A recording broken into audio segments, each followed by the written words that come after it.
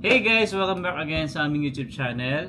Ayan. For today's video, meron lang kaming i-share na discussion. And syempre, nakikita nyo naman yung mga previous vlogs namin ay about open house. Hi.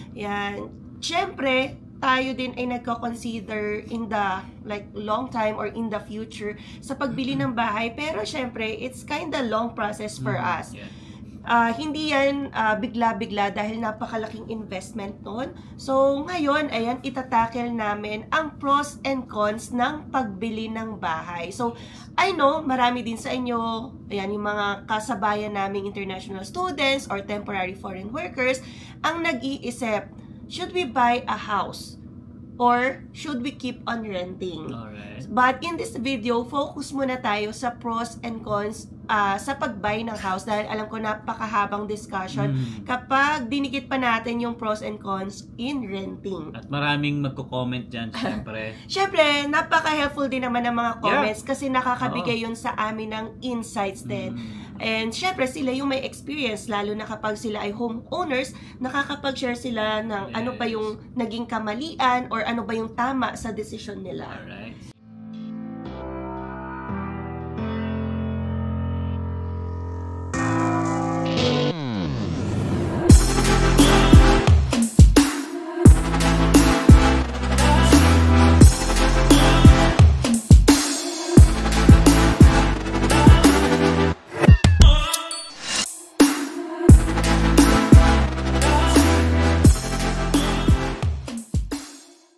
Yes. So ngayon, ayan, dako muna tayo sa pros. Ano ba yung advantages sa pagbili ng bahay? Okay. So, unang-una dyan guys, yung equity. Yan, equity building. Yes. Yan, syempre, imbis na nagre-renta ka, napupunta sa landlord, for example, $2,000 a month. Sabihin na natin, based na lang sa ating experience. 1.9 kami guys, no? Oo. Yes. So, yung $2,000 or 1.9 ay kay landlord na yon. Yes. Pero kapag bumili ka ng bahay, ayan nga, kaya nasabi nating equity building, yung binabayad nyo every month, yan, $2,000 or $2,500 a month, napupunta yan sa equity. Ayan, kaya sabi, di ba, maganda magsimula na at least hindi natatapon yung pera. Pero hindi naman lahat ng 2,000 binabayad or 2,500 is napupunta doon sa equity mo. No, merong portion lang doon. No, yes. may computation 'yan sa bagay niya. May portion lang doon na napupunta sa principal. Yes. So I think madidiscuss 'yan ng mortgage broker nyo kasi when you do your monthly payment kapag bumili na kayo ng bahay, although kunwari nasa 2.5 yan, hindi yan lahat for equity. Hindi lahat. Dahil big chunk, lalo na kapag nagsisimula ka pa lang ng payment, ay mapupunta sa principal. Yes. But still, there is a portion na parang nag-i-impact ka. Savings na rin yun. In the accumulation of months or years, ay maiipon mo yon. And then, for example, later on, after 3 years, after 5 years, you would like to sell that. Yes.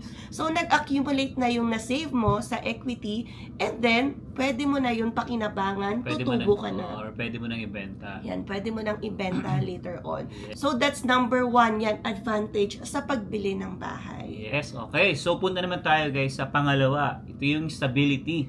Stability. Dahil kapag meron ka ng bahay, syempre, kung ikaw na ay homeowner, hindi ka na magwo-worry every month, every year, kung ibebenta ba to ng landlord, kung tataasan ka ba ng renta. Kagaya natin, ayan, no? Nung unang punta namin dito guys, 1.6 lang kami.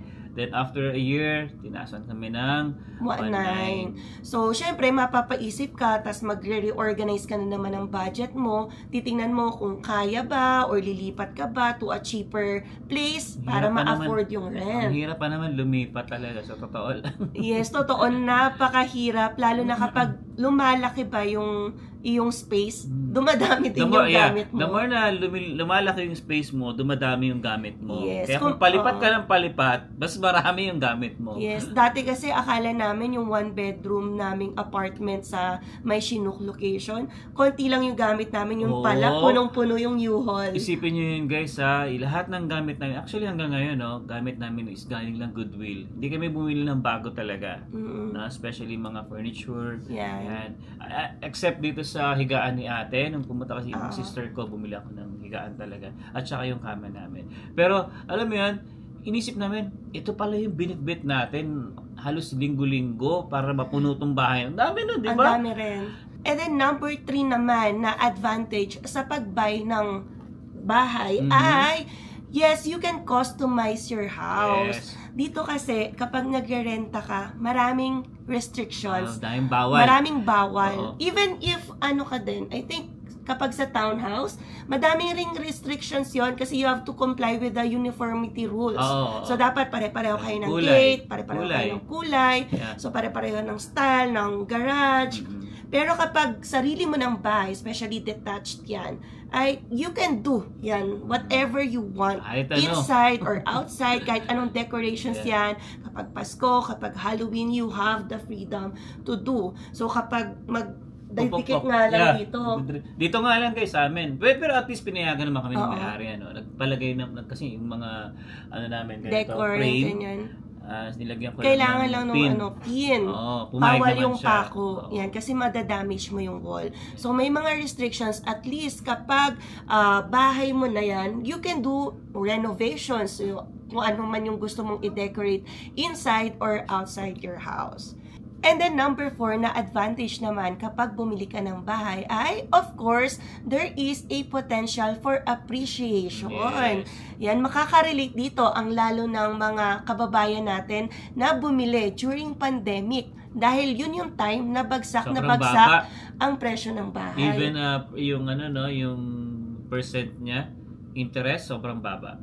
Yeah, so kung bumili sila ng bahay during that time na bagsak yung market, of course, ayan nakikita nyo, sobrang nag-appreciate na yung kanilang bahay.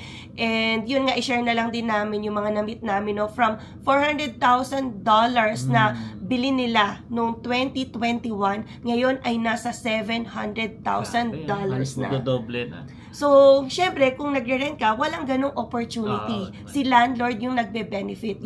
Yung bahay niya or yung pinapaupahan niya, yung nag-i-increase ng value. Pero kung ikaw ay bumili ng bahay, at least, yan, parang kasama na yan sa equity mo. Equity building plus nag-a-appreciate pa yung worth ng bahay mo.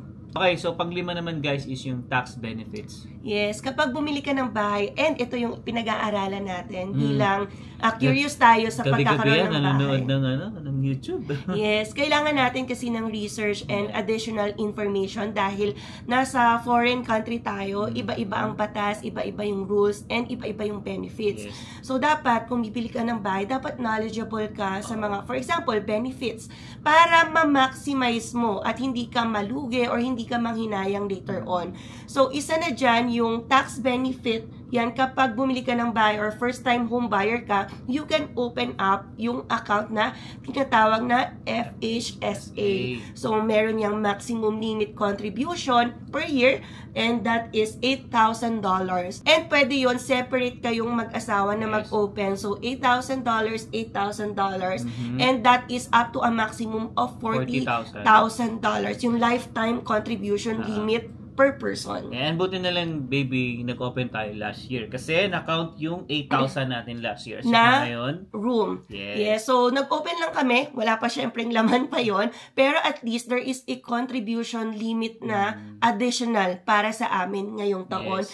And syempre, for example, yung $16,000 na mailalagay natin sa FHSA for me and then for you, so $32,000 na yon, that can be deducted sa aming taxable income. So, ibig sabihin, pwede tayong magkaroon ng refund dahil deductible ang $32,000. Yes. So, yun yung mga magagandang benefits na dapat din pag-aralan. And, na-offer lang yun sa mga first-time home buyers. Yan, walang ganong benefit kapag renter ka. Yes. So, pang-6 naman guys is yung security for family. Yes, so security for family in connection din to with the stability. Dahil nga, hindi ka na mabubuhay at the mercy of your landlord. Yes. So, you will be at peace and then knowing na kung kailan mo lang gusto alisan yung bahay mo, doon ka lang aalis. Pero kapag kasi renting ka, pwedeng after 2 years, paalisin ka ng landlord because gusto niya nang ibenta yung property. So at least yan, kapag meron ka ng sariling bahay, hindi ka na nangangamba na after a year, baka tumaas ang renta or baka paalisin ka. Yes. So yun yung mga advantages or pros kapag bumili ka ng sarili mong bahay. Okay, so punta naman tayo guys, syempre, kung may sabi nga ni Emma, kung may advantages, meron din syempre and disadvantages. And ito dapat kailangan mo talaga itong i-carefully consider. So, hindi basta-basta sabak lang. Yes. Hindi basta-basta bibili ka lang ng bahay and that's it. Hindi yan yung parang pumunta ka sa palengke, bili kang kamatis, parang gano'n lang. Hindi gano'n guys, kasi nga medyo malaking responsibilidad talaga pag bumili ka ng bahay. Yes, so number 1 disadvantage ng pagbili ng bahay is that meron siyang upfront costs. So, kailangan mo magkaroon ng down payment and the down payment depends on how much yung bahay na gusto mo bilhin. So, kapag less than $500,000, so the minimum down payment is 5%. Pero kapag lumagpas na sa $500,000 yon, that is 10%. So, tumataas yung down payment na required sa pagtaas din ng presyo ng bahay. And syempre, kung mag-rent ka, hindi mo kailangan mag-prepare ng, for example, $20,000 or $30,000. Magkakaroon ka na agad ng bahay na titirahan mo, although renting. Yes. Pero kapag bibili ka ng bahay, so aside sa down payment, ang dami mo pang iisipin. Yan, bayad ka ng inspector, magbabayad ka ng lawyer, yan para to set up your documents kapag nag-closing kayo. And marami pang iba, but hindi lang down payment ang i-prepare mo. So, dapat reserve ka rin ng certain funds para ma-accommodate yung other associated costs kapag bibili ka ng bahay. So, sa tingin mo mga 5,000 siguro? It depends. It depends sa property, depends sa team na makukuha mo. And yun, kasi it differs, parang inspection pa lang, may mga ranges na sasabi yung mga kakilala na. Pero importante kasi yung inspector kasi doon niya makikita kung may problema ba yung bahay, kung ano ba yung hindi gumagana, di ba? And additional pa dito, yung contract document review. So, magbabayad ka rin doon kung gusto mo ipa-review yung documents ng Condo Corp para ma-assess nila kung meron ba ditong mga nakatagong fees na later on ay magiging liable ka. So, dapat careful ka rin doon and malaman mo ano ba yung plans ng iyong condo board, for example. Kaya mo na siguro yun, i-review. So, I guess, tingnan natin kung ano yung capacity natin. Pero, yan, that will be later on na kapag, tayo ay bibili na ng bahay. And then, number 2. So, pangalawa naman, guys, ito yung syempre yung maintenance and repairs. Yan, disadvantage yan kung bibili ka ng bahay, lalo na kung, for example, wala kang alam sa pag-maintain ng bahay. Yung hindi ka marunong gumawa ng faucet na nasira, kapag may nagbara na tubo, so sakit yan ng ulo. And dapat nga, jack of all trades ikaw or yung asawa mo para hindi ka tatawag lagi-lagi ng repairman kasi ang mahal, guys, ng bayad sa mga plumber, sa mga taong kailangan mo para mag-ayos ng mga repairs sa iyong bahay. Pero sa mga ganyan siguro, sa mga tubo, mga electrical, kaya ko siguro yan. Kasi pagdating sa electrical, tinuruan kasi ako ni Papa dati. So, may idea tayo dyan. So, in comparison naman, kapag renting ka, wala ka masyadong sakit ng ulo. Kasi, for example, dito nasira yung sa takip ng faucet namin. Hindi kami yun ang problema. Sinabi lang namin sa landlord and then, nagtawag na siya ng plumber. So, yun na yung nag-ayos nung sa sink namin. Pinalta niya agad. Oo. So, napakabilis ng action and then wala kang iisipin dahil siya na, yung landlord na yung mag-worry para sa iyo. So, yan, different types, diba? Kung ano yung gusto mong sakit ng ulo. Pero yun nga, kung magiging homeowner ka, maganda na yung partner mo or ikaw ay marunong sa pag-ayos ng bahay. Marunong naman tayo dyan. Huwag lang yung mga may hirap lang. Yes.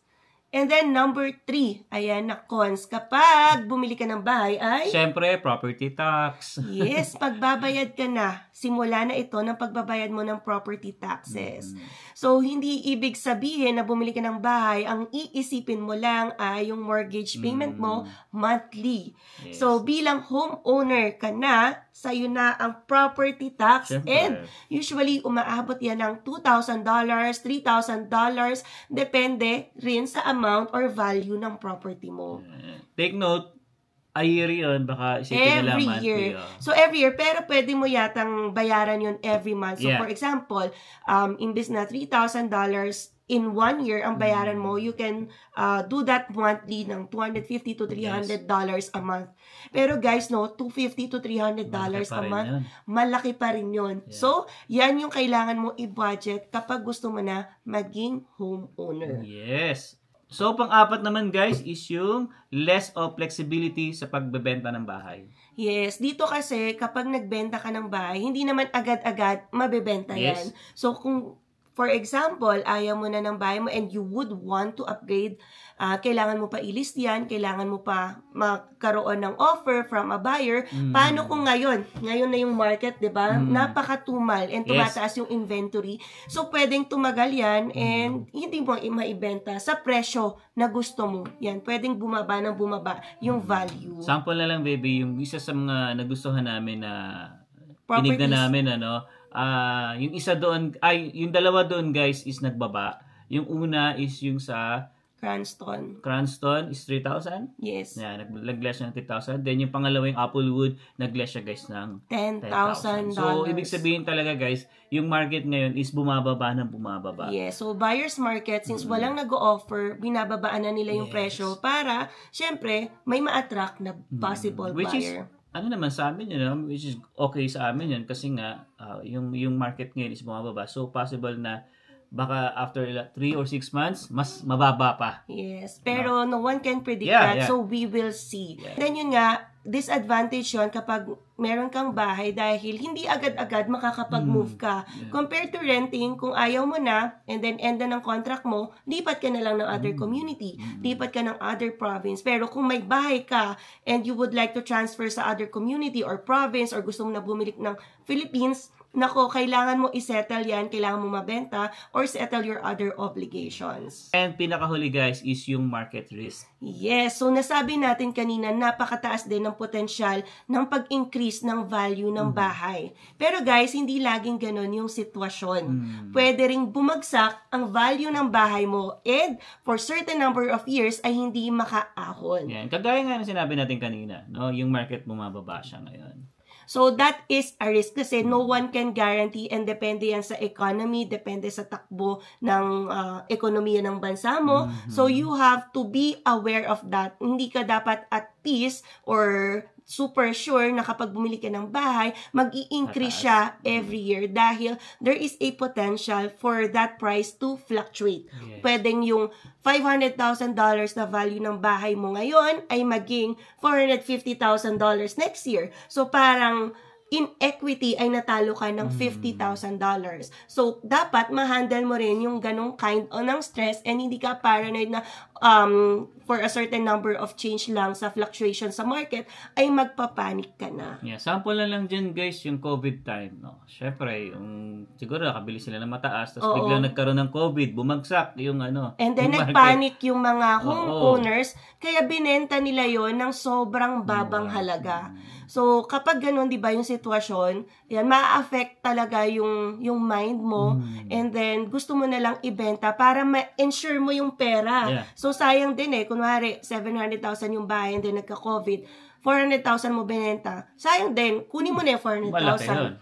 Pero, syempre, talo ka. Yeah. So, yun din yung one of the risks then of being a homeowner. So, yun guys, no, nakita nyo yung pros and cons ng pagiging homeowner or pagbibili ng bahay dito sa Canada. Ayan. Kaya yun nga guys, no, thank you rin sa mga subscribers natin dyan na pumapayo sa amin talaga na sabi nila Pag-isipang mabuti, hintay pa ng konti. Ayan. So, maraming salamat sa inyo guys. Yeah. So, yun lamang muna. I hope nakatulong itong video na ito sa inyo. So, if nakatulong ito, please do give us a thumbs up. And sa mga hindi pa po nakasubscribe, please consider subscribing po. And don't forget to click the notification bell para updated din kayo sa aming latest video uploads. We'll see you on the next one. Peace! Peace!